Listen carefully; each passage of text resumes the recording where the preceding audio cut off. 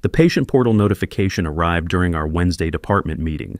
0% probability of biological paternity, and I realized I'd been raising another man's daughter for 14 years. I'm Dr. Nathan Cole, Chief of Cardiology at Oregon Health and Science University Hospital. For 18 years, I've taught medical ethics to residents. I've diagnosed thousands of broken hearts, mitral valve prolapse, arrhythmias, congestive heart failure. I never thought I'd have to diagnose my own. It was March 3rd, 2:15 in the afternoon. We were sitting in the cardiology conference room on the 8th floor, 11 of us around a table discussing Q1 patient outcomes. Dr. Stevens was presenting data on post-operative recovery rates. I was half listening, checking my phone under the table like a resident trying to hide from an attending. The notification banner appeared. GeneMed lab results available. Lily Cole cardiac panel. I clicked it expecting to see her heart valve measurements. Lily's 14. She'd been having palpitations during swim practice, racing heart, shortness of breath. Dr. Elizabeth Park, our genetic counselor, had ordered a comprehensive cardiac panel. Hereditary concerns. My father's a retired cardiologist, his father before him. 3 generations of Cole physicians. Heart disease runs in families, except when it doesn't. The report loaded. I scrolled past the cardiac markers, all normal, thank God, and my eyes caught on a section I wasn't expecting. Parental verification panel, routine add-on for hereditary screening. There were numbers, percentages, color-coded genetic sequences running down the screen in neat little rows. Green for matches, red for variants, yellow for the section someone had highlighted. Probability of biological paternity, 0.0%. The zeros looked enormous on my phone screen, final, definitive. The kind of number you can't argue with. Dr. Stevens said something about discharge protocols. Someone laughed. Coffee cups scraped against saucers. The meeting continued around me, like I was underwater. I clicked for more detail. The full report expanded. There it was in clinical language. Genetic markers indicate stated father, Nathan Alexander Cole, DOB, 06-15-1974, is not biological parent of patient, Lily Rose Cole, DOB, World 3-08-2011. Probability 0.0%. Recommend genetic counseling. My stethoscope felt heavy around my neck. The brass nameplate pressed against my sternum, the one my father had engraved when I became an attending. Dr. N.A. Cole, 3rd generation, Dad.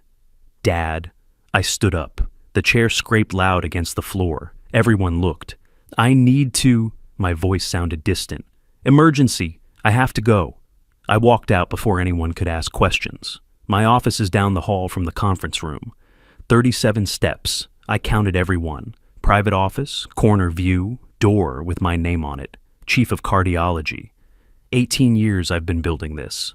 I locked the door behind me. The office was exactly as I'd left it that morning. Framed diplomas on the wall, University of Washington, Johns Hopkins, Cleveland Clinic Fellowship. My father's portrait in the corner. The silver frame photo of Lily on my desk. 8x10, her holding a swimming trophy, both of us laughing.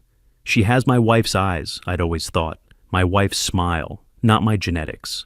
I picked up my phone. My hands were shaking. I had to try 3 times to unlock it. The report was still there. Still real. Still 0.0%. I found the pink requisition form in Lily's medical file on my computer. Standard pediatric genetic screening. Dr. Park's signature at the bottom in blue ballpoint pen. The form had that waxy carbon copy texture. The kind that feels almost slippery between your fingers. The checkboxes were marked methodically. Genetic screening. Parental verification. Hereditary cardiac panel. Each little blue X that would destroy my life. I called Rachel. She answered on the second ring. Nathan, what's wrong? Even through the phone, I could hear the ER in the background, monitors beeping, someone calling for a crash cart, that particular chaos of Providence, Portland on a Wednesday afternoon. She works night shifts now, but she'd switched for some training thing. I need you to come home, I said. My voice was steady. Doctor voice. The one I use to deliver bad news to families. Right now. I'm at work. What's... Lily's genetic test came back. Silence. Just the background ER noise and her breathing. The cardiac panel, she asked, too carefully. The paternity panel. More silence, longer this time. When she spoke again, her voice had changed, smaller. Nathan, come home, Rachel. We need to talk. I can't just leave. I'm in the middle of... Now? I wasn't asking. I heard her exhale. Give me 30 minutes. She hung up. I sat there in my office, staring at the photo of Lily. 8 years old in that picture.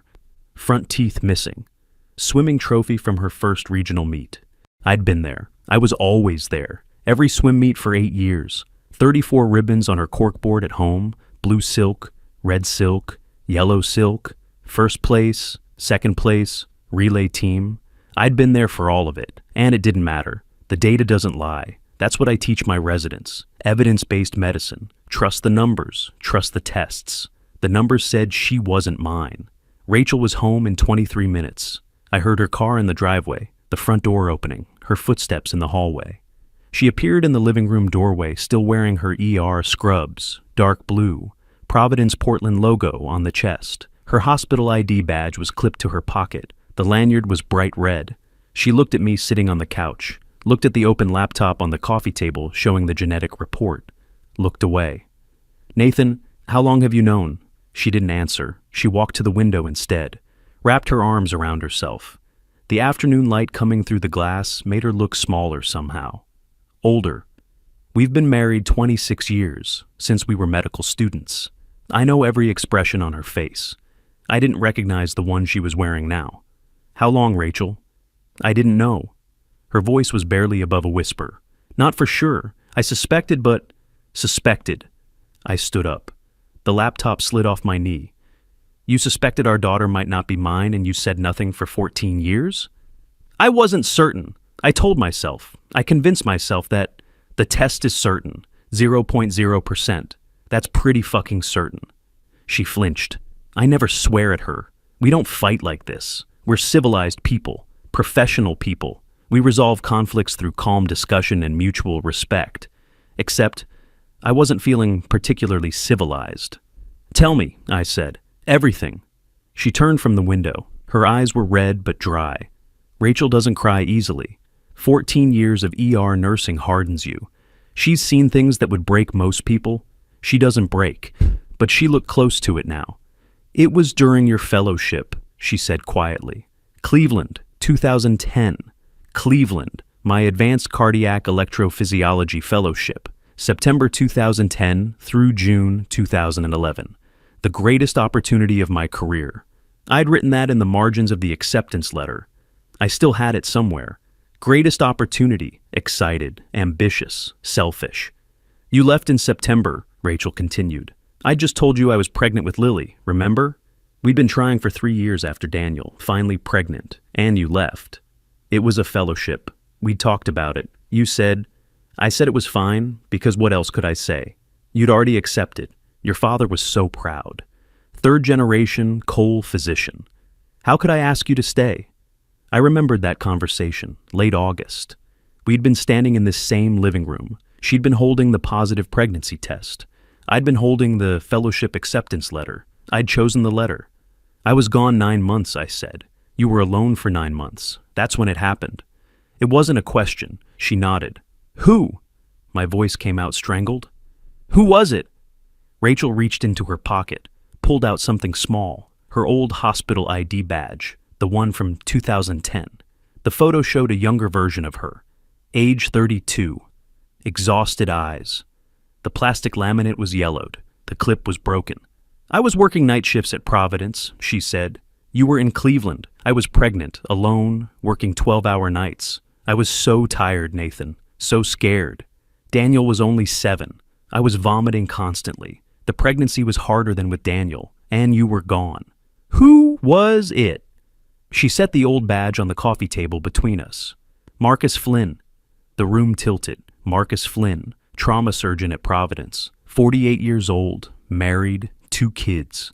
We serve on hospital committees together. We've grabbed coffee in the physician's lounge. Last Christmas party, he and his wife Eleanor sat at our table. Last Christmas, I'd made small talk with the man who'd slept with my wife and fathered my daughter. Marcus, I repeated. The name tasted like poison. Your colleague, my colleague. He worked night shifts with me, Rachel said. She was talking faster now, explaining, defending. He was kind. He asked how I was doing. He brought me crackers when I was sick. He covered my shifts when I could barely stand. And I was so lonely, Nathan. You called maybe twice a week, always distracted, always talking about your cases, your research, your career. Don't.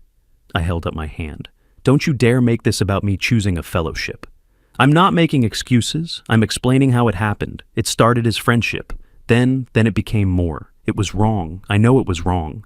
But I was pregnant and alone, and he was there. How long? She hesitated. How? Long. 14 months. 14 months. The fellowship was 9 months. She'd continued the affair for 5 months after I came home. I sat down, stood up. Couldn't stay still. My mind was racing through medical calculations. Lily was born March 8, 2011, full term. 40 weeks back from that was June 2010. I'd been in Cleveland, Marcus had been at Providence, Portland. Rachel had been working night shifts. Marcus had been there for the conception. I'd been there for the birth. Does he know? I asked. Rachel nodded. I told him when I got pregnant. I wasn't sure if we'd been together, but so had you and I when you came home for Christmas. I told myself it was yours. I wanted it to be yours. But Marcus knew it might be his. And he said nothing. For 14 years. He watched me. My voice cracked. I swallowed hard. He watched me hold her in the hospital, cut the cord, her first birthday, her baptism. He watched me be a father to his child, and he said nothing. He wanted to stay out of it, for his marriage, for his kids. We agreed. We? I laughed. It sounded wrong. There's no we here, Rachel. You made a choice. Marcus made a choice. I didn't get a choice. I walked to the bookshelf, found what I was looking for, the cream-colored paper with the Cleveland Clinic embossed seal, my fellowship acceptance letter dated March 2009. Advanced Cardiac Electrophysiology Fellowship, September 2010, June 2011. My handwriting was in the margins, blue ink. Greatest opportunity of my career, build my future, exclamation points, so much enthusiasm. No mention of my pregnant wife, no mention of my 7-year-old son. Just my career, my ambition, my future. I'd left when she needed me most. I'm not saying you're not guilty, I said slowly, staring at my own handwriting. You are. You and Marcus. You're both guilty, but I couldn't finish. You were gone, Rachel said softly. Not just physically, emotionally. You'd already left before you got on the plane to Cleveland. She was right. God help me, she was right. I'd spent 26 years building my career. Chief of cardiology at 46, teaching position, research grants, my father's pride, the third-generation Cole physician. And I'd missed my wife falling into another man's arms. But that didn't excuse what she'd done, what Marcus had done, what they'd both kept from me for 14 years. I need you to leave, I said quietly. Nathan, not forever, just... I can't look at you right now. Go to your mother's, or a hotel. I don't care, but get out. She stood there for a long moment. Then she picked up her old hospital badge from the table, turned to go. At the doorway she paused. We have to tell Lily. Ice flooded my veins. No. Nathan, she has a right to... She's 14 years old. She just got this test because of heart palpitations, and now you want to tell her the man she calls dad isn't her biological father? She'll find out eventually. The genetic counselor will... Get out, Rachel. She left. I stood alone in our living room. 26 years of marriage, 14 years of fatherhood. All of it built on a lie I never knew I was living. On the mantle, there was a photo. Our wedding. 1998. We'd gotten married at the courthouse. Both of us still in medical school. We'd worn our scrubs because we couldn't afford formal wear, and we thought it was romantic. Young, idealistic, building our life together. The silver frame was heavy in my hands. Cold. I looked at the young couple in the photo, 24 and 22, so certain they knew what they were doing. The frame slipped from my hands. Glass shattered on the hardwood floor. The sound was sharp, final, just like the numbers on that genetic test. 0.0%. The data doesn't lie. I found Marcus at Providence, Portland the next morning, Thursday. 7 a.m. I'd spent the night in my office at OHSU, couldn't go home, couldn't face Lily's bedroom with the swim ribbons on the corkboard and the baby photos on the dresser. Couldn't face the keepsake box in Rachel's closet with the tiny hospital bracelet. Baby girl Cole, 3/8/2011, 7 Libby's 2Os, 2:17 a.m. I'd been there when they'd put that bracelet on her wrist. I'd cut the umbilical cord. I'd held her before Rachel had. Skin to skin, father and daughter. Except I wasn't her father. Marcus was. Providence Portland Medical Center is a 12-minute drive from OHSU. I made it in 8. I didn't call ahead. Didn't warn him. I found him coming out of the trauma bay on the 3rd floor, still in surgical scrubs, blue cap, paper mask hanging around his neck. He was talking to a resident, gesturing with his hands the way trauma surgeons do when describing procedure. He saw me. His hands dropped. "Nathan?" He said my name like a question. "What are you—" "We need to talk." I kept my voice level, professional. There were nurses at the station 20 feet away, a patient's family in the waiting area. This was a hospital. We were physicians. We were civilized. I'm in the middle of— now. Something in my tone made him nod. He turned to the resident. "Go write up the OR report. I'll check it later." The resident left. Marcus led me to an empty consultation room, small, windowless, a desk and 2 chairs, the kind of room where doctors deliver bad news to families. He closed the door, turned to face me. "She told you," he said, not a question, a statement. "Lily's genetic test came back, 0% paternity match. So yes, she told me. About Cleveland, about the affair, about the fact that you've known for 14 years. Marcus leaned against the desk. He looked older suddenly, tired. "Nathan, you watched me." My voice was shaking now. "You watched me hold her in the hospital. You came to her first birthday party. You and Eleanor sat at our table last Christmas, and you smiled and made small talk, and the entire time you knew. What was I supposed to do? Tell you? Blow up both our families?" "Yes!" The word came out louder than I'd intended. I forced myself to breathe, lower my voice. "Yes. You should have told me, 14 years ago, before I signed her birth certificate, before I listed her as my dependent on insurance, before I couldn't finish, before I loved her like she was mine." "Would it have changed anything?" Marcus asked quietly. "Would you have loved her less? Would you have walked away from a newborn?" "That's not the point." "That's exactly the point. You've been her father for 14 years. You've been at every swim meet, every parent-teacher conference, every birthday party. I haven't. Because genetics don't make you a father, Nathan. Showing up does, and you showed up." The words hit me like a physical blow. He was right, and I hated him for being right. "I'm going to tell Eleanor," Marcus continued. His voice was steady now, decided. "I'm going to tell my kids. This secret has been eating at me for 14 years. I'm done carrying it." "Don't you dare," I said. "Don't you dare blow up your comfortable life just to ease your conscience. You made your choice 14 years ago. You chose to stay silent. You chose your marriage, your career, your comfort. You don't get to change your mind now because it's become inconvenient. That's not— Get out of my sight." I left him standing in that consultation room. I walked back through the trauma bay, past the nurse's station, down the elevator, through the lobby. I got in my car, drove home. Rachel was gone. She'd taken clothes, her toiletries, her laptop. She'd left a note on the kitchen counter.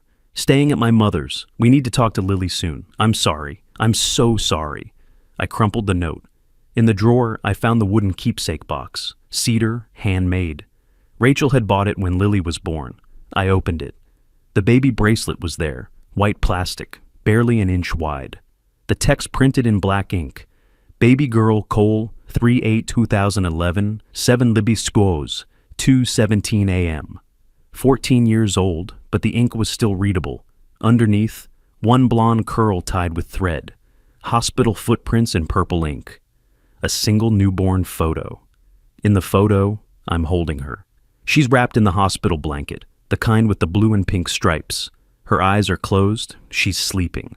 I'm looking at the camera. My face is wet with tears. Happy tears. I'd never been so happy in my life. The box smelled of cedar and thyme, that sweet, sharp scent that makes you think of preserved moments. I closed it carefully, Set it back in the drawer. We had to tell Lily. My daughter. Not my daughter. I didn't know how to think of her anymore. That evening, I called Daniel, my son. My actual biological son, 21 years old, second-year medical student at OHSU, following in the family footsteps, fourth-generation Cole physician, except maybe he was the last one. He answered on the first ring. Dad, Mom called. She said something happened with Lily's test. Can you come to the house? I need to talk to you. Before we talk to Lily. I'm at the library. Give me 20 minutes. 19 minutes later, he walked through the front door. Tall, 6'2", my height, my build, my face actually.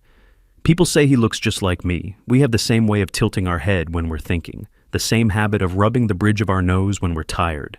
He has my genetics. Lily doesn't. What's going on? Daniel asked. He dropped his backpack by the door, medical school textbooks visible through the unzipped pocket.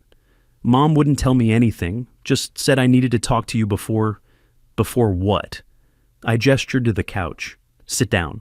He sat. I stayed standing, pacing. Lily's genetic test came back, I started. The cardiac panel. She's fine. Her heart is fine. But they ran a parental verification panel, standard protocol for hereditary screening. Daniel's face changed. He knew what was coming. Medical student, smart kid. He'd figure it out in seconds. And, he prompted, and I'm not Lily's biological father. Silence. Daniel stared at me. What? 0% probability of paternity. Mom had an affair during my Cleveland fellowship with Marcus Flynn. He's Lily's biological father. More silence. Then Daniel stood up, picked up my medical ethics textbook from the coffee table, the thick navy blue one I used for teaching. It had fallen there when I'd been looking through my files last night. He flipped through it, found what he was looking for. Chapter 7. Truth-telling in medicine. My own handwriting was in the margins. Blue ink, black ink, years of notes. Physicians must prioritize patient welfare above personal comfort. Truth is the foundation of the physician-patient relationship. Honesty even when difficult. Daniel read them aloud. His voice was flat. Physicians must prioritize patient welfare above personal comfort. He looked up at me. You wrote this. You taught me this. You've taught hundreds of residents this. Daniel, and you missed it completely with Mom, with Lily, with Marcus. He laughed. It sounded bitter. Too old for 21. I tried to tell you 3 years ago. Christmas, remember? I said Lily looked like Marcus. The same laugh, the same way of tilting her head when she's thinking. And you said I was being dramatic. You said I was reading too much into genetics. My mouth went dry. You noticed? Of course I noticed. I'm your son. I'm a medical student. I see patterns. And I tried to tell you, and you shut me down because... He stopped, took a breath. Because you didn't want to see it. He threw the textbook on the couch. It landed with a heavy thud. I need to go, he said. Daniel, wait. No, I need to process this. I need to think. He picked up his backpack. We'll talk later, when you're ready to actually listen. He left. I stood alone in my living room again. The wedding photo was still shattered on the floor. I hadn't cleaned it up. Glass fragments scattered across the hardwood. The silver frame dented from the fall. 26 years, built on a lie. 0.0%. The data doesn't lie. I've diagnosed thousands of broken hearts. I never thought I'd have to diagnose my own. The letter from the OHSU Ethics Board arrived Monday morning, 4 days after the genetic test. 4 days of living in my office, avoiding my house, dodging colleagues who had heard something was wrong but didn't know what. The envelope was on my desk when I arrived at 7 a.m. White, official. OHSU letterhead embossed at the top. I opened it, standing up. Dear Dr. Cole, the OHSU Medical Ethics Board has received information regarding a personal matter that may constitute a conflict of interest under hospital policy. Specifically, allegations of an extramarital relationship between 2 staff physicians, Dr. Rachel B. Cole, ER, Providence, Portland, Dr. Marcus J. Flynn, Trauma Surgery, Providence, Portland, that may have implications for professional conduct, patient care decisions, and institutional integrity. This letter serves as formal notification that the board will convene a hearing to examine all involved parties. Your attendance is required. Date, April 14th, 2025. Time, 2:08 p.m. All involved parties, Rachel, Marcus, and me. As if being betrayed was an ethics violation. I read the letter 3 times. The words didn't change. My hands started shaking on the third reading. There was a knock on my door. "Come in," I said. My voice sounded normal. Doctor voice. Professional. Dr. Alan West stepped inside. Chair of the ethics board. 56 years old. Nephrologist. We've served on committees together for a decade. He closed the door behind him. "Nathan, I wanted to speak to you before the official process begins." "You mean before you investigate me for the crime of being cuckolded?" He winced. "It's not like that. But when an affair involves 2 physicians at associated hospitals, and there's a question of..." He paused. "The board has to examine whether professional judgment was compromised, whether patient care was affected, whether hospital resources were used to facilitate my wife's affair," I finished. "Is that what you're asking? Whether they fucked in an on-call room?" "Nathan, get out, Alan." He hesitated. "I'm sorry. I know this is..." "Get out." He left. I sat down at my desk. The engraved stethoscope hung on the coat rack behind me. 3rd generation. My father's gift. The Cole family legacy. I wondered how long until they asked me to resign. By Tuesday, everyone knew.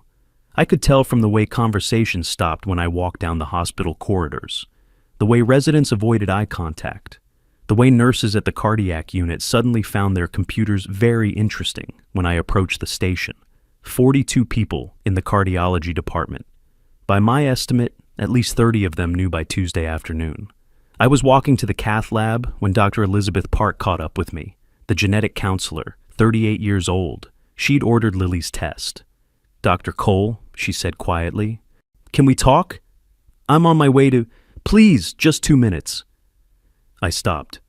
We were in the middle of the 8th floor corridor, residents passing by, nurses wheeling patients. Anyone could hear. "I'm so sorry," Dr. Park said.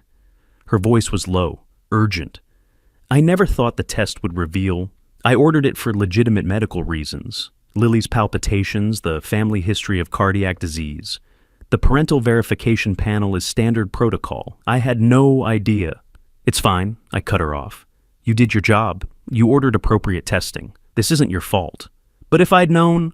"You couldn't have known. No one could have known except the 2 people who kept it secret for 14 years. She nodded. Looked like she wanted to say more. Didn't. I kept walking. My stethoscope felt heavier with each step. The brass nameplate pressed against my chest like an accusation. 3rd generation? Maybe not 4th generation after all. I'd been avoiding going home, but Tuesday evening I had no choice. Rachel had texted, "We need to tell Lily, tonight, together." I drove to the house at 6 p.m. Rachel was already there, her car in the driveway, lights on in the kitchen. Daniel's car wasn't there. He was avoiding us. I didn't blame him. I let myself in through the front door. Rachel was sitting at the kitchen table. She'd been crying. Her eyes were red, puffy. She stood when she saw me. "Nathan, where's Lily?" "Swim practice. She'll be home at 7. I looked at the clock. 6:15, 45 minutes. "How do we do this?" Rachel asked. Her voice was raw.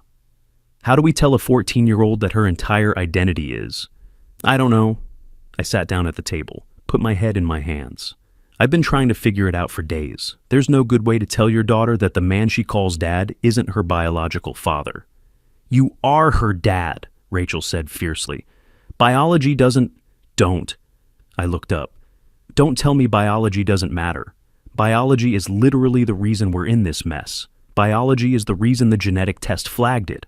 Biology is the reason Marcus Flynn is part of this conversation at all." Rachel sat back down. We sat in silence.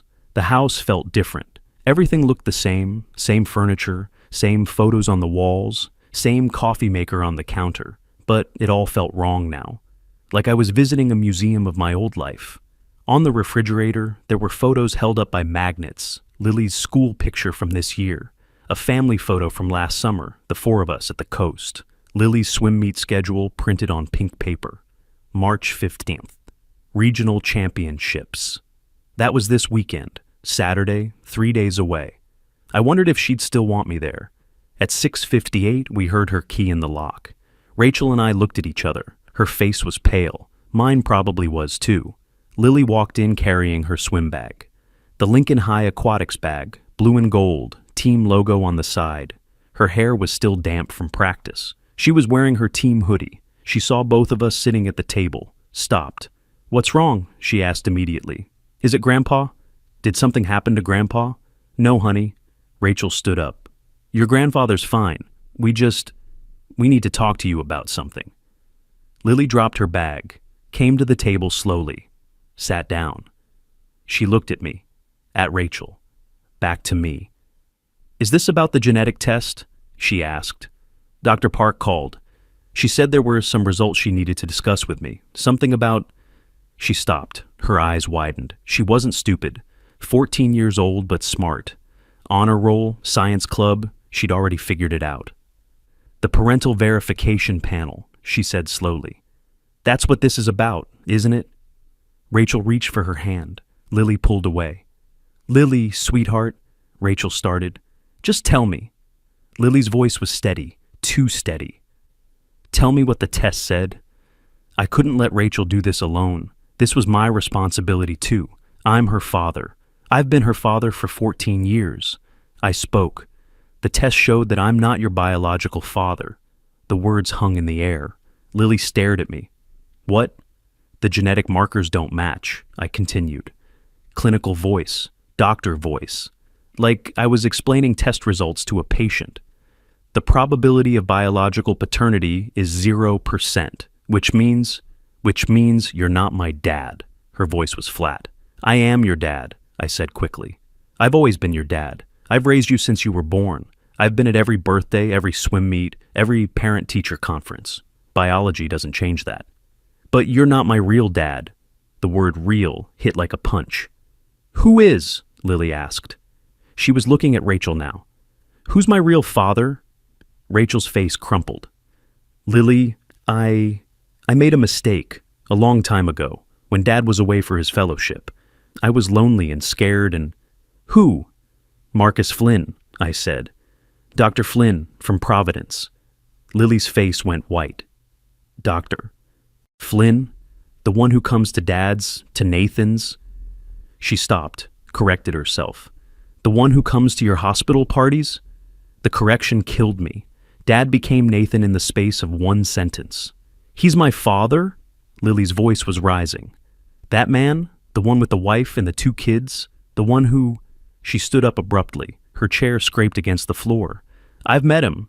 We've had dinner with his family. I've talked to his kids. And the whole time he knew I was his daughter and he never said anything." "It's complicated," Rachel tried. "It's not complicated," Lily shouted. "It's a lie. You lied to me for 14 years. "We didn't know for sure," Rachel said. "Not until the test. You suspected. You must have suspected. And you said nothing." Lily turned to me. Tears were streaming down her face now. "Did you know?" "No," I said quietly. "I just found out when the test came back. So I'm the last one to know. Perfect." She laughed. It sounded hysterical. "Everyone else gets to process this, but me? I just get told one day that my entire identity is a lie." "Your identity isn't a lie," I said. "You're Lily Rose Cole. You're 14 years old. You're a competitive swimmer. You're an honor student. You're my daughter. None of that has changed." "Everything has changed!" She was crying harder now. "I'm not a Cole. I'm a Flynn. Is that even my name? Do I have to change it? What am I supposed to do now?" She ran upstairs. We heard her bedroom door slam. Rachel started to stand. No. I put my hand on her arm. "Give her space. Let her process." We sat there in silence. Upstairs I heard something crash, then another crash. Things being thrown. I knew what she was destroying, the swim ribbons. 20 minutes later, I went upstairs. Her door was locked.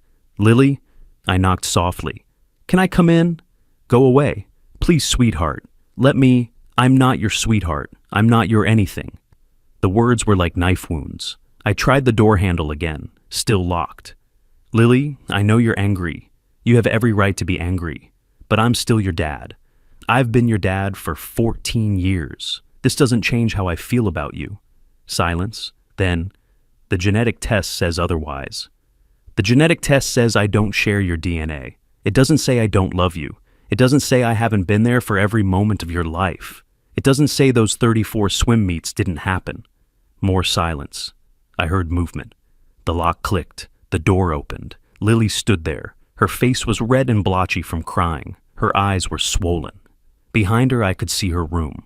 The corkboard on the wall, empty. All 34 ribbons torn down. Blue silk, red silk, yellow silk scattered across the floor like fallen leaves. The pushpins were scattered too, some bent, some broken.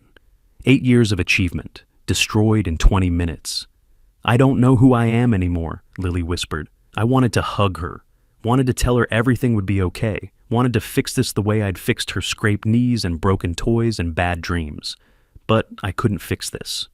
You're Lily, I said. You're still Lily. Lily who? She asked. Lily Cole? Lily Flynn? Who am I supposed to be? You're supposed to be whoever you want to be. This doesn't define you. She looked at me, really looked at me, searching my face for something. Truth, maybe, or proof that I still wanted her. Do you still want to be my dad? She asked quietly.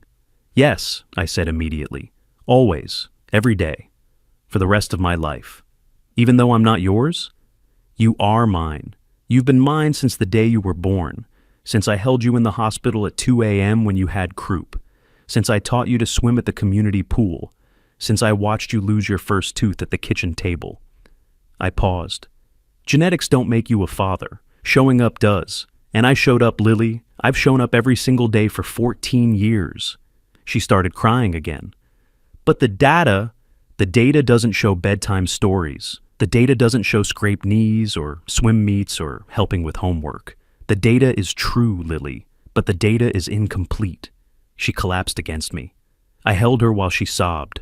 Over her shoulder, I saw the swim ribbons on the floor. 34 moments we'd shared. First place, second place, relay team. Every single one, I'd been there in the bleachers cheering. Marcus Flynn had never been to a single meet. Biology might have created her, but I'd raised her. If you've ever been in Nathan's position, trying to parent through an impossible situation, knowing there's no right answer, just type talk if you'd force the conversation, or space if you'd give her room to process. What would you do? Because I had to make that choice, and here's what I chose. I stayed with her until she fell asleep. Then I went downstairs and told Rachel to stay at her mother's for a while longer. Lily needed stability. Even broken stability was better than no stability at all. Wednesday morning, Daniel showed up. I was making coffee in the kitchen when I heard his key in the lock. He walked in looking exhausted, dark circles under his eyes, hair uncombed. Medical school stress plus family crisis. Not a good combination. Hey, he said. Hey. We stood there awkwardly. Father and son who didn't know how to talk anymore. I've been thinking, Daniel started, about everything, about what you said, about what Mom did, about Marcus. Daniel, you don't have to. Let me finish. He set his backpack on the counter, unzipped it, pulled out my medical ethics textbook, the navy blue one from my office. I realized I'd never gotten it back. He must have taken it the other night when he left. I've been reading this, he said. Your notes, your annotations, years of teaching. He opened to chapter 7. His finger traced my handwriting in the margins. The physician must see the patient, not just the disease, he read aloud.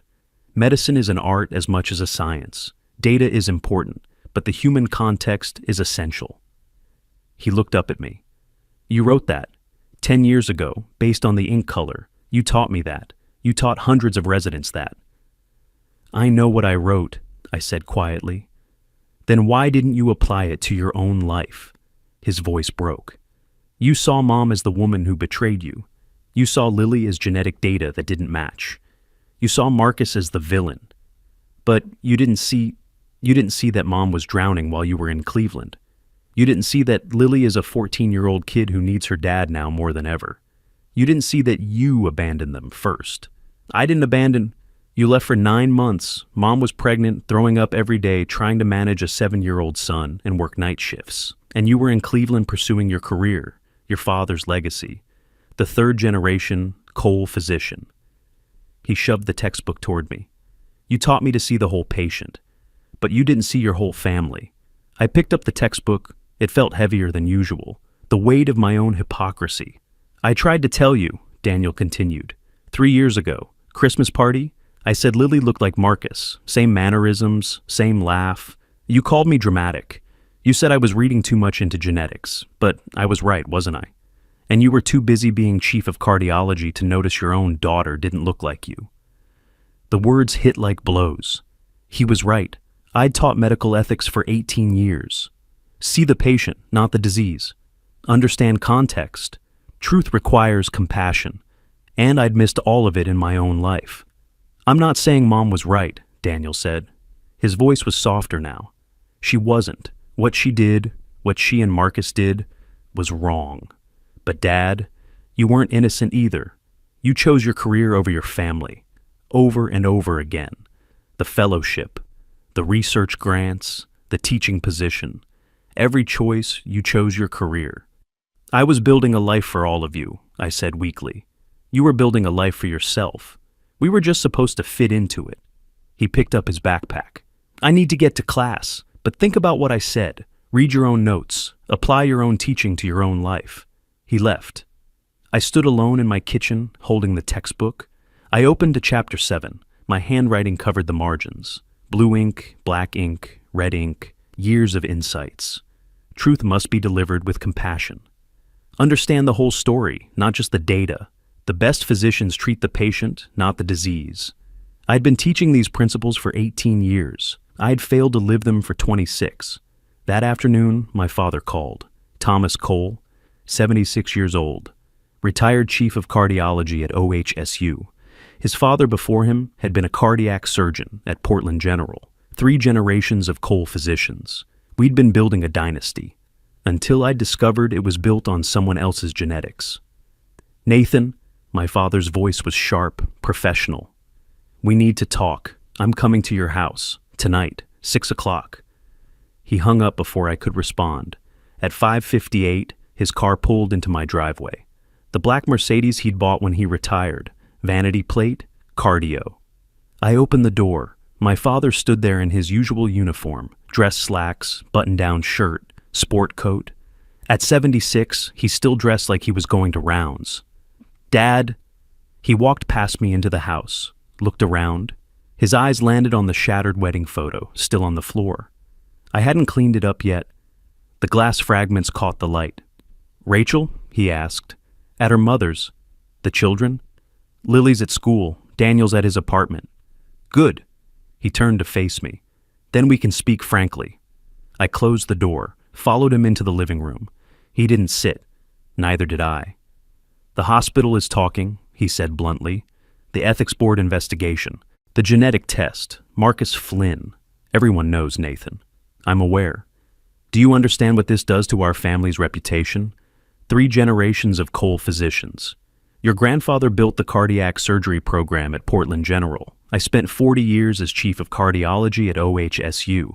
You're following in our footsteps, and now, he gestured at the broken photo. Now everyone knows your daughter isn't your daughter. Lily is my daughter, I said carefully. Biologically, she's Marcus Flynn's daughter. Legally, she's yours because you signed the birth certificate under false pretenses. But genetically, she's not a Cole. Dad, I had such pride in you. His voice was bitter now. My son, chief of cardiology at 46, teaching the next generation. I thought you would carry on the Cole legacy. I thought your children would carry it on. Daniel's in medical school. That's good. That's something. But Lily, he shook his head. Lily is smart, I said. My voice was rising. She's considering medical school. She's interested in science. She's not a Cole. She has my last name. I raised her. I've been her father for 14 years. Nathan? My father's voice was deadly calm. I'm not a sentimental man. I'm a physician. I believe in evidence, data, scientific truth. And the scientific truth is that Lily Rose Flynn, or whatever her name should be, does not carry Cole genetics. Her name is Lily Rose Cole, I said through gritted teeth. Is it? He reached out, touched the stethoscope hanging around my neck. The one he'd given me. The engraved brass nameplate gleamed. 3rd generation. There won't be a 4th generation from her, he said. Not biologically. You need to end this charade, Nathan. Acknowledge the truth. Distance yourself from the child. Let Marcus Flynn take responsibility for what he created. Lily is not a charade. I was shaking now. She's a 14-year-old girl going through a traumatic identity crisis. She needs her father. You're not her father. That's the entire problem. I reached up, unhooked the stethoscope from around my neck. The black tubing felt cold in my hands, the brass chest piece heavy. I looked at the engraving. Dr. N.A. Cole, 3rd generation, Dad. Dad. I held it out to my father. If this is conditional on genetics, take it back. He stared at me. Don't be dramatic. I'm not being dramatic. You gave this to me when I became an attending. You said it represented the Cole legacy. If Lily's not part of that legacy, then neither am I. Because I'm not giving up my daughter for anyone's pride, not even yours. Nathan, I've made a lot of mistakes, I said. My voice was steady now, certain. I abandoned Rachel when she needed me. I missed the signs I should have seen. I was so focused on building my career that I neglected my family. I know all that. I'm guilty of all that. I paused. But I'm not guilty of loving Lily, and I'm not going to stop loving her because some test says we don't share DNA. Genetics don't make you a father. Showing up does, and I showed up for 14 years. My father looked at the stethoscope in my outstretched hand, then at me. You're making a mistake, he said quietly. Maybe, but it's my mistake to make. He didn't take the stethoscope, just turned and walked to the door. At the threshold, he paused. When you come to your senses, call me. Until then, he left the sentence unfinished. The door closed behind him. I stood there holding the stethoscope. The engraving blurred as my eyes filled with tears. 3rd generation. Maybe 4th generation wouldn't come from genetics. Maybe it would come from choice. I put the stethoscope back around my neck. The metal chest piece settled against my sternum. Heavy, familiar, mine. Not because of blood, because of who I chose to be. Friday afternoon, I got a text from an unknown number. This is Eleanor Flynn, Marcus's wife. We need to talk. Bloom's Coffee on Burnside. 4 p.m. today. Please come. I stared at the text for a long time. Eleanor. I'd met her at hospital parties. Nice woman, warm, 2 kids, teenagers. She'd always been kind to Lily at social events. Had no idea Lily was her husband's biological daughter. Past tense. She knew now. I texted back, I'll be there. Bloom's Coffee was a small place in southeast Portland. Hipster neighborhood, exposed brick walls, local art for sale. I arrived at 3:55, ordered a black coffee I didn't want. Eleanor was already there, sitting at a corner table, mid-40s, brown hair going gray. She looked exhausted. I sat down across from her. Dr. Cole, she said, thank you for coming. Nathan, please, Nathan. She wrapped her hands around her coffee cup, didn't drink. Marcus told me everything about the affair, about Lily, about the genetic test. I didn't know what to say, so I said nothing. I'm so angry, Eleanor continued. Her voice was shaking. Not at you, at him, at your wife, at both of them for keeping this secret for 14 years, for making decisions about a child without... She stopped, took a breath. I have a 14-year-old daughter too, Sophie. If someone had kept her true parentage from her for 14 years, I would be... She couldn't finish. We sat in silence. Lily wants to meet Marcus, Eleanor said finally. She texted him yesterday, asked if they could talk. My stomach dropped. What did he say? He said no. Her voice was flat. He told her he couldn't be part of this, that he has a family, that getting involved would complicate things. He said that to her, to a 14-year-old girl who just found out her entire identity is a lie? Eleanor nodded. Word for word. I can't be part of this. I have a family. She looked up at me, and Lily texted back, I thought I was your family.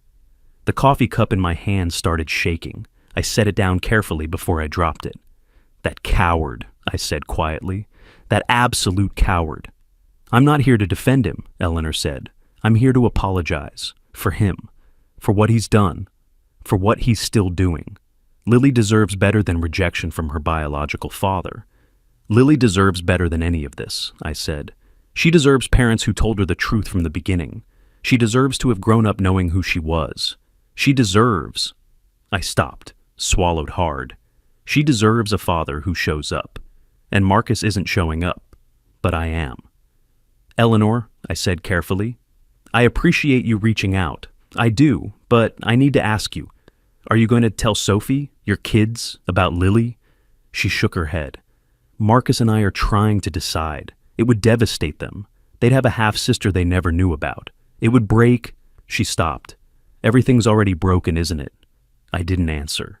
We sat in that coffee shop for another 10 minutes. Two people whose lives had been destroyed by secrets we didn't keep. When I got home, I found Lily in her room. She was sitting on her bed, holding the cedar keepsake box. The baby hospital bracelet was in her hand. Baby girl Cole, 3/8/2011, 7 Khabiz 2OZ 2:17 a.m. I texted him, she said without looking up. Dr. Flynn, Marcus, my biological father. I heard. He said he can't be part of this. He said he has a family. Her voice was completely flat, emotionless. I asked if I was his family too. Lily, he didn't answer, just said it was complicated and he couldn't get involved and he hoped I understood. She looked up at me. Her eyes were red but dry. No tears left. At least he's honest about not wanting me. That's more than I can say for you. What? You've been lying to me for 14 years, pretending to be my dad when you're not. At least Marcus is honest. He doesn't want me and he says so. But you keep pretending. Keep saying you're my dad. Keep acting like genetics don't matter when everyone knows they do. Lily, that's not... Leave me alone. She turned away from me. Just leave me alone. I stood in her doorway, wanting to go to her, wanting to tell her she was wrong, wanting to shake some sense into her. But she was 14 years old, and her world had just shattered. So I left. I went downstairs, sat on the couch, put my head in my hands. The swim ribbons were still scattered on the floor upstairs. The wedding photo was still shattered on the floor down here. The baby bracelet was upstairs in Lily's hands. Everything was broken, and I didn't know how to fix any of it. Outside, the sun was setting over Portland. The sky was orange and purple and beautiful. Inside, my family was falling apart. I've diagnosed thousands of broken hearts. I never thought I'd have to diagnose my own. But sitting there on my couch, surrounded by the wreckage of my life, I realized something. Broken hearts don't need diagnosis. They need presence. And presence was all I had left to give. Monday morning, I met with Jennifer Reed, divorce attorney, 45 years old, reputation for being pragmatic, thorough, and unsentimental. Exactly what I needed. Her office was downtown, 15th floor, view of the Willamette River.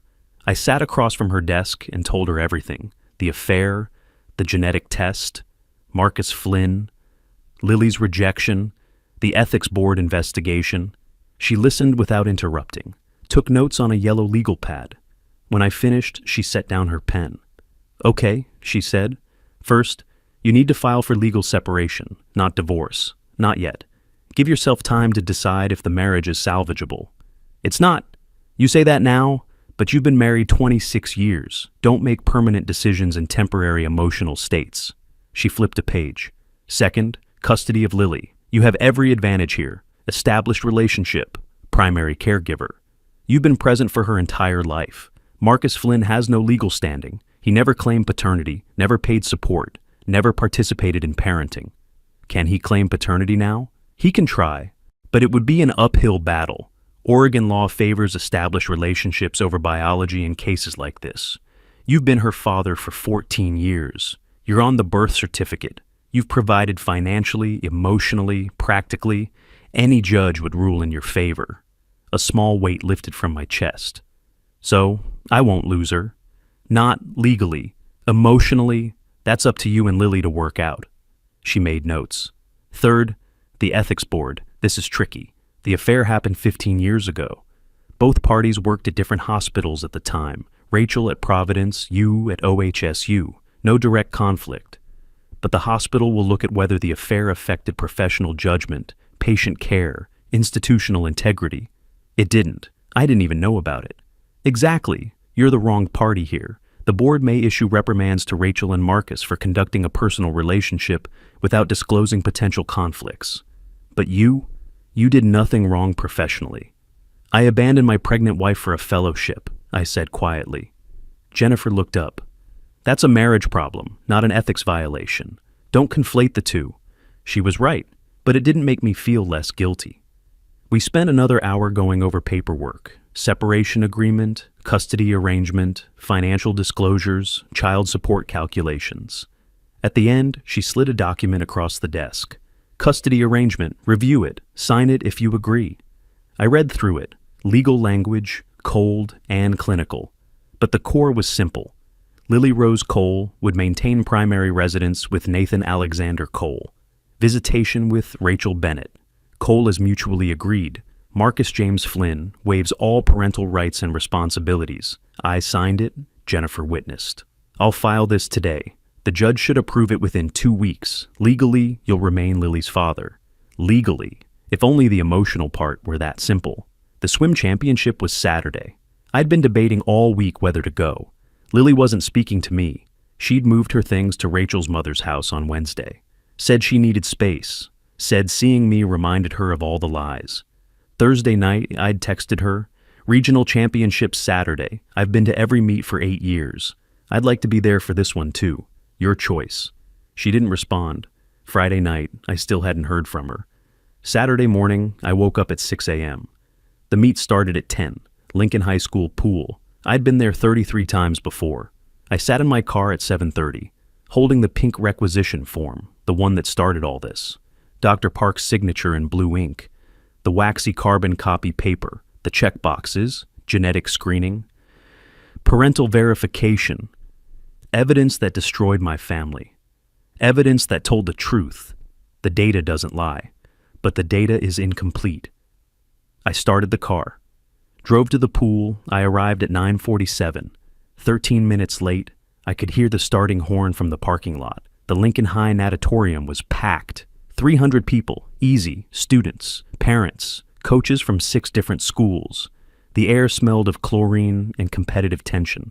I found a seat in the bleachers, high up, away from the other parents. The board showed the schedule. Lily's heat was in 4 events. First one, 100-meter freestyle, lane 4. I watched the first 3 heats, swimmers diving in, arms cutting through water, the crowd cheering, parents with phones recording. Normal Saturday morning swim meet, except nothing was normal anymore. Heat 4 was called. 8 swimmers stepped onto the blocks. Lily was in lane 4. She wore her Lincoln High suit, blue and gold. Her hair was pulled back tight. She looked focused, professional. She scanned the crowd, looking for someone, looking for me. Our eyes met. I saw her face change. Surprise. Then something else. Something I couldn't read. The starting horn sounded. She dove in. I'd watched her swim hundreds of times. Practices, meets, ocean swims on family vacations. I knew her stroke. The way she breathed every 3 strokes. The way she kicked harder in the final 20 meters. This time felt different. This time, I wasn't watching my daughter swim.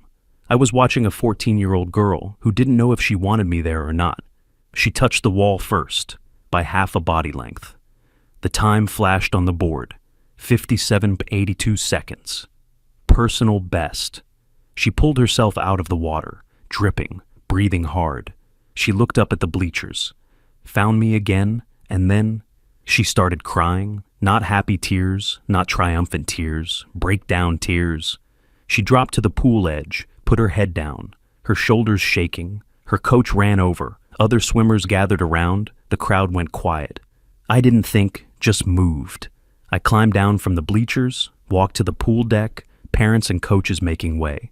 I knelt beside her. "Lily," I said softly. She looked up. Her goggles were still on. Her face was red underneath them, tears mixing with pool water. "You came," she whispered. "Of course I came. I've been to 33 swim meets. This is number 34. But I said I didn't want you here. You said a lot of things. You were angry. You had every right to be angry." I reached out, touched her shoulder. But I'm still your dad, Lily. I've been your dad for 14 years. One genetic test doesn't change that. Your anger doesn't change that. Nothing changes that. She pulled off her goggles, threw her arms around me. I held her. She was soaking wet. Chlorine smell strong and sharp, her body shaking with sobs. 300 people watching. I didn't care. I'm so sorry, she cried into my shoulder. I'm so sorry I said those things. I didn't mean, I was just so angry and confused and, shh, it's okay. You're okay. I don't care what the test says, she said. I don't care about genetics or biology or any of it. You're my dad. You've always been my dad. You're the one who showed up. The phrase hit me hard. Showing up. That's what Marcus had said at Providence. Genetics don't make you a father. Showing up does. He'd been right, and then he'd failed to show up. But I hadn't.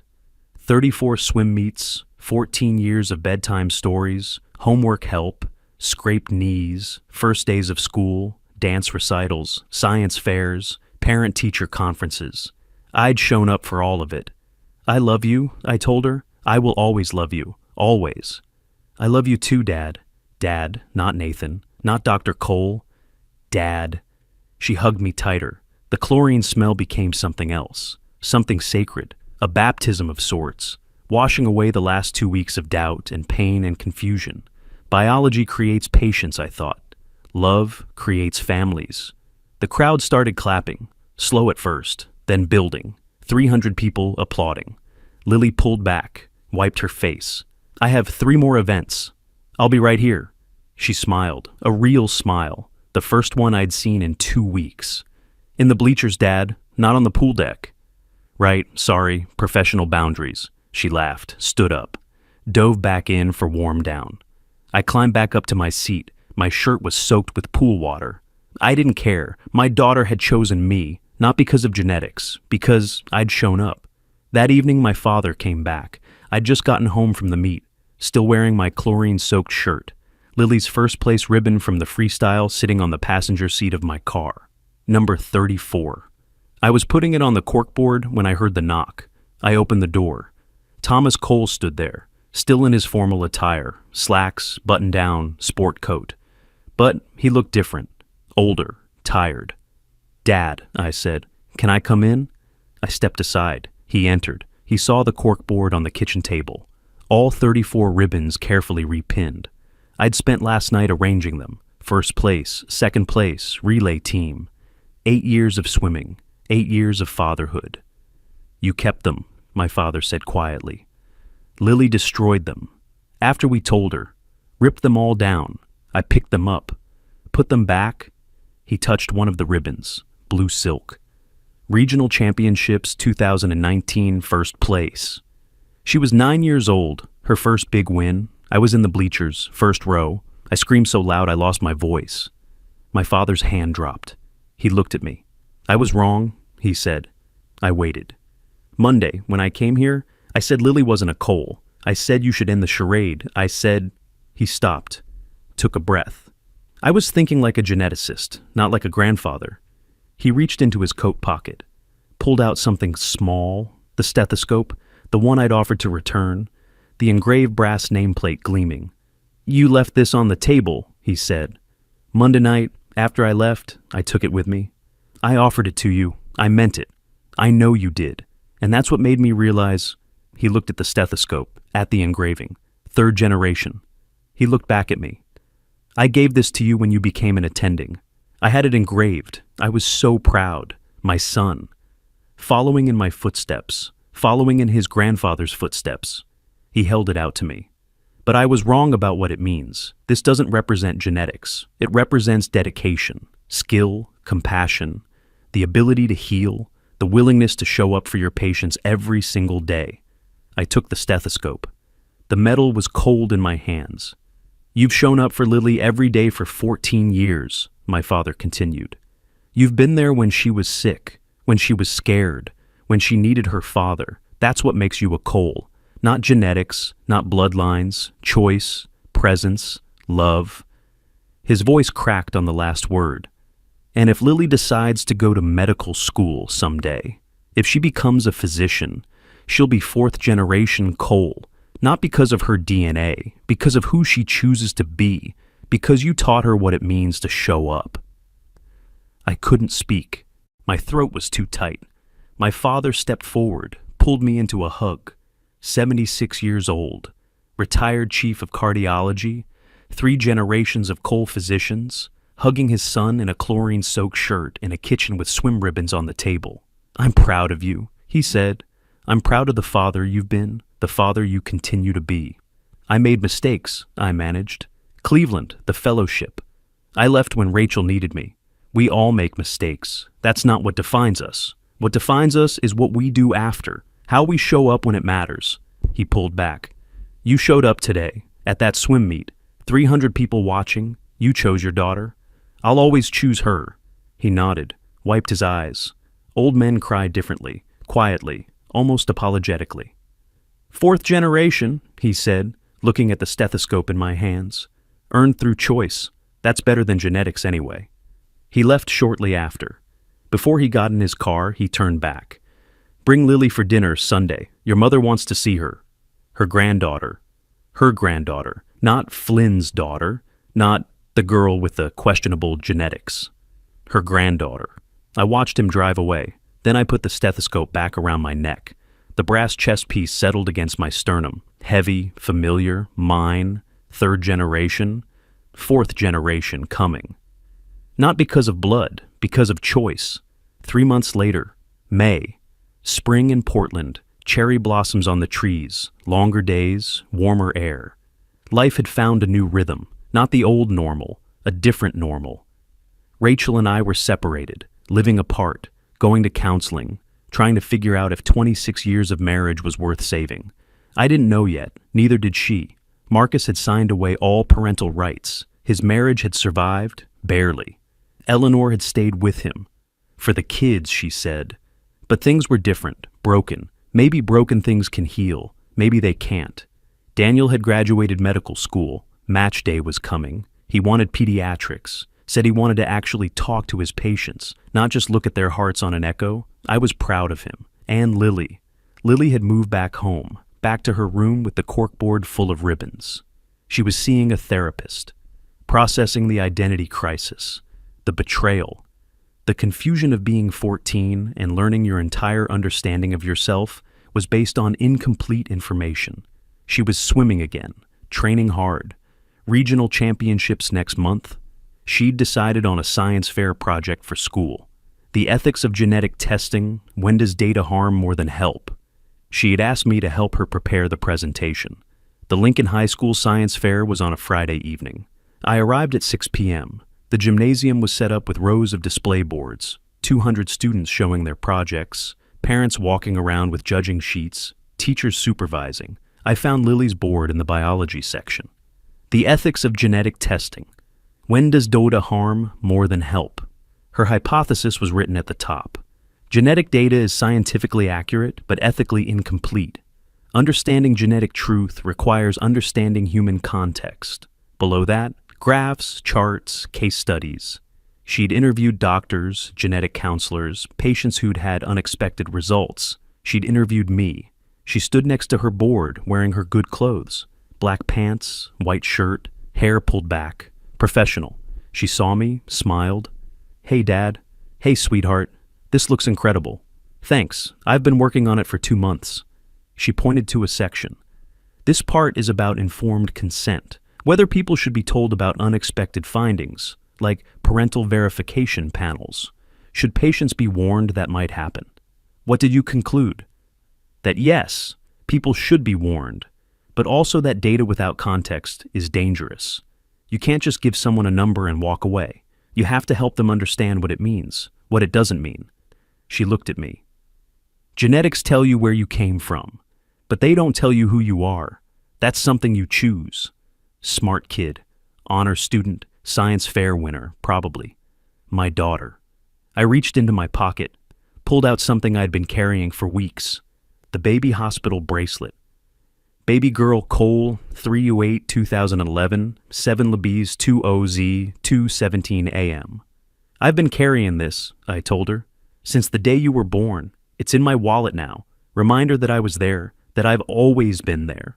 Lily's eyes filled with tears.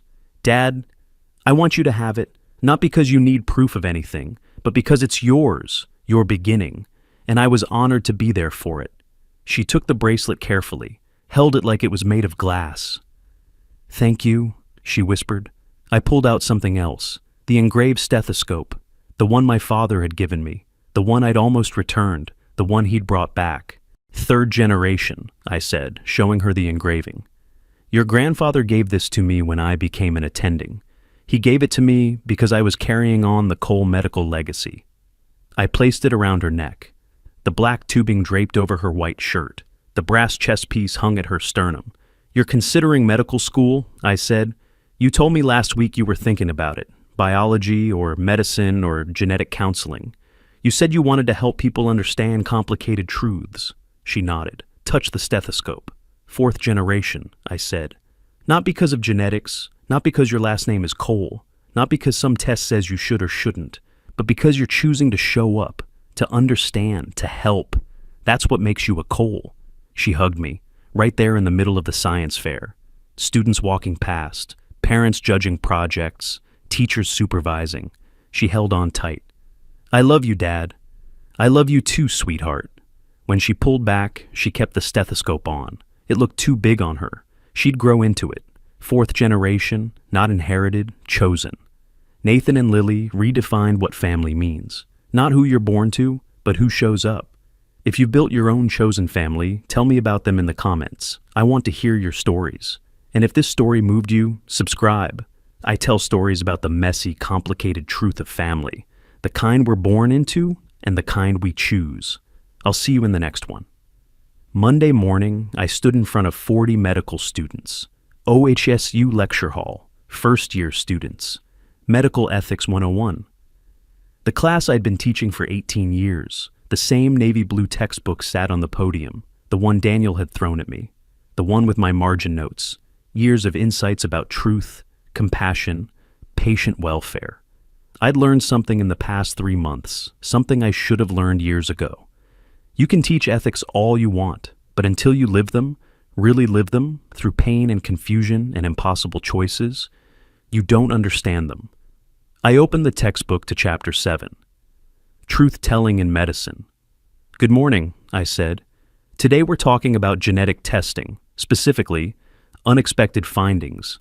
How do we deliver truth that might harm? How do we help patients process information that changes their identity?" I clicked to the first slide. "Biology creates patients. Love creates families." The students looked confused. This wasn't standard medical ethics language. "That's not in your textbook," I continued. "That's something I learned recently, through personal experience, and I'm going to share that experience with you now, not because it's easy, but because the best physicians don't just learn from textbooks, they learn from life." I told them about Lily, about the genetic test, about the 0.0% paternity probability, about the affair, the 14 years of secrets, the identity crisis. I told them about the swim ribbons, the baby bracelet, the stethoscope. I told them about showing up. "I've diagnosed thousands of broken hearts," I said. The words felt different now, transformed. I never thought I'd have to diagnose my own. But I learned something. Broken hearts don't need diagnosis. They need presence. I paused, looked at the students, young faces, future physicians. Some would be brilliant diagnosticians. Some would struggle. All of them would face moments where the data was clear, but the human context was complicated. "The data doesn't lie," I said.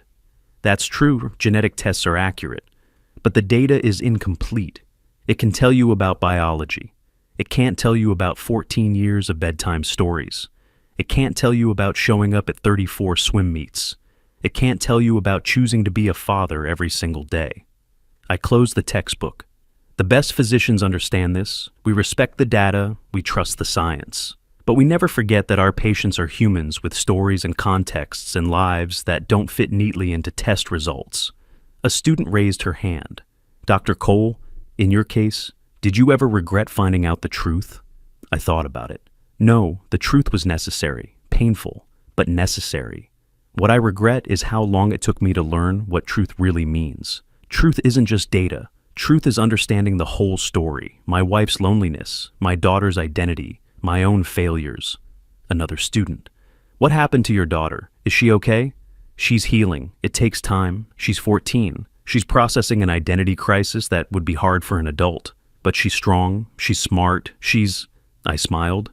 She's wearing this stethoscope right now, at a science fair. She wants to be a genetic counselor, help other people navigate what she navigated.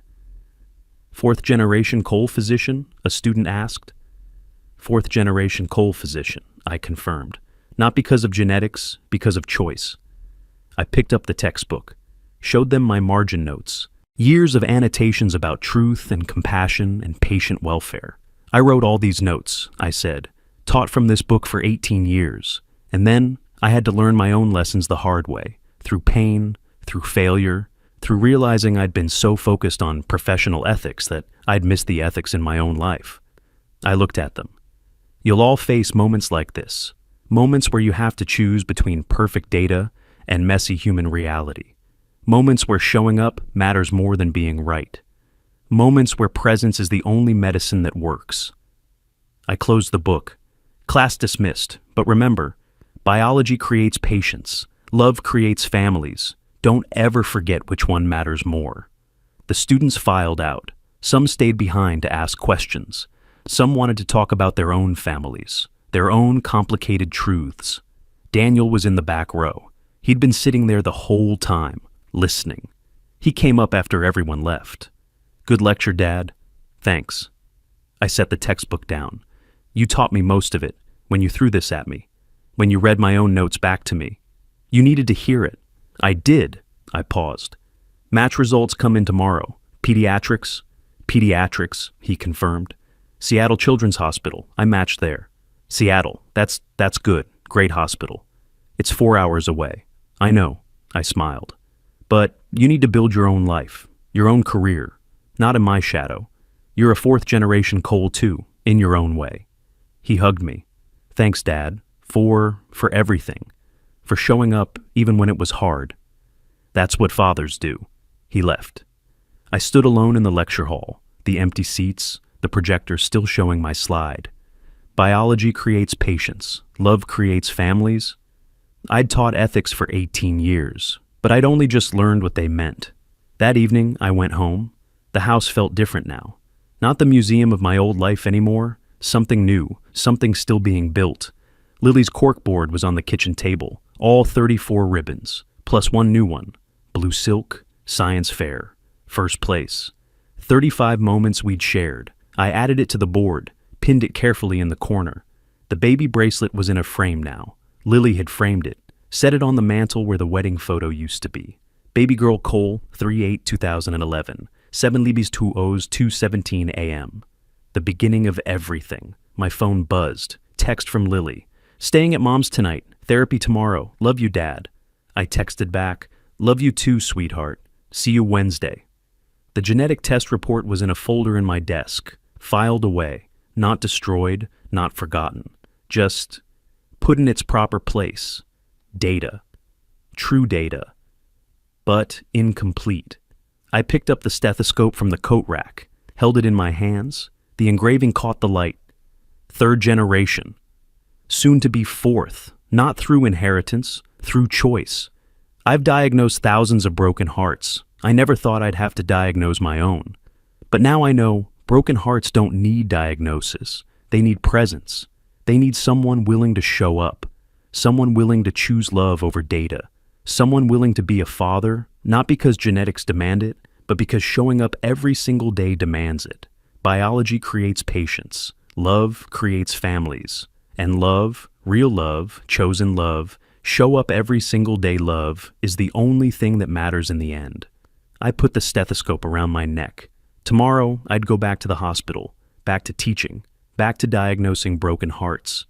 But tonight, I was just a father who'd learned the hard way that the most important lessons aren't in textbooks. They're in the moments we choose to show up. Even when, especially when, the data says we don't have to.